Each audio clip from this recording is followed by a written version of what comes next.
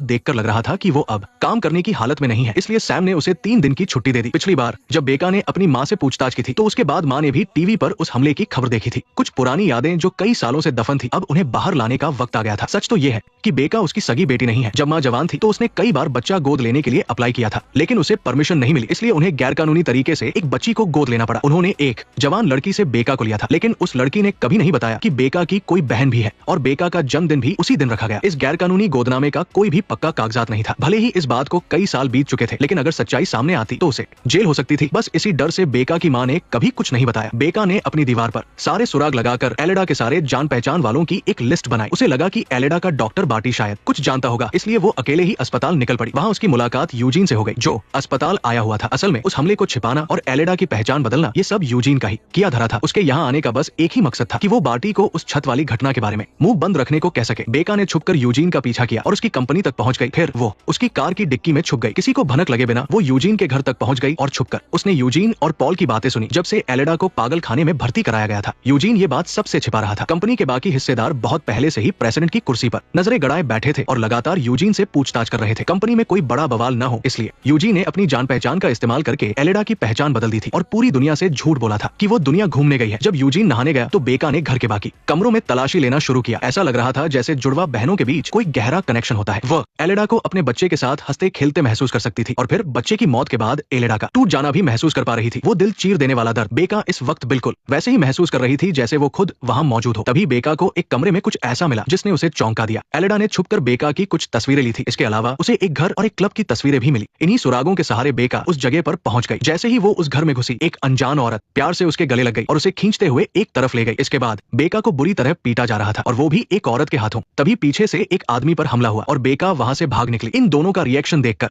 बेका को पक्का यकीन हो गया कि इस दुनिया में उसके जैसी दिखने वाली कोई और भी है। सारा शराब लेकर उसके घर आई और सुरागों वाली दीवार देखकर उसका सिर चकरा गया। उसने बेका को बताया कि एलेडा की गोलीबारी में घायल हुआ गार्ड अचानक अस्पताल में मारा गया और ट्रेसी जैसी ऑपरेटर भी गायब है। इस मामले से जुड़े हर इंसान की जान खतरे में है। बेका को यूजीन और उसकी सास पॉला का कॉल याद आया। उसे शक हुआ कि एलेडा की मौत की खबर छिपाने के पीछे कहीं उनका मकसद कंपनी के अध्यक्ष की कुर्सी हथियाना तो नहीं। तभी यूजीन ने एक ऐसे जासूस से संपर्क किया जिसे एलेडा ने जुड़वा बहनों की जांच के लिए रखा था। अब से वो जासूस यूजीन के लिए काम करेगा। रात को बेका क्लब गई और अचानक वहां उसकी मुलाकात अपनी एक और जुड़वा बहन मैरी से हुई। बचपन में बेका सोचती थी कि काश उसकी भी बहनें होती, पर उसने कभी नहीं सोचा था कि उसका सपना ऐसे सच होगा। एक बहन मारी गई और दूसरी इस अजीब जगह पर मिली। ये देखकर उसे काफी दुख हुआ। कुछ महीने पहले एलेडा मैरी से मिली थी, तब मैरी डर के मारे काम गई थी। वो लोग ठीक से बात भी नहीं कर पाए थे कि पुलिस आ गई और मैरी वहां से भाग गई। मैरी का कहना था कि उसने कुछ गलत नहीं किया है, बस पुलिस ने गलती से उसे एक तस्कर समझ लिया था। जिस दिन ये हुआ वो 11 नवंबर का दिन था और उसी दिन मैरी का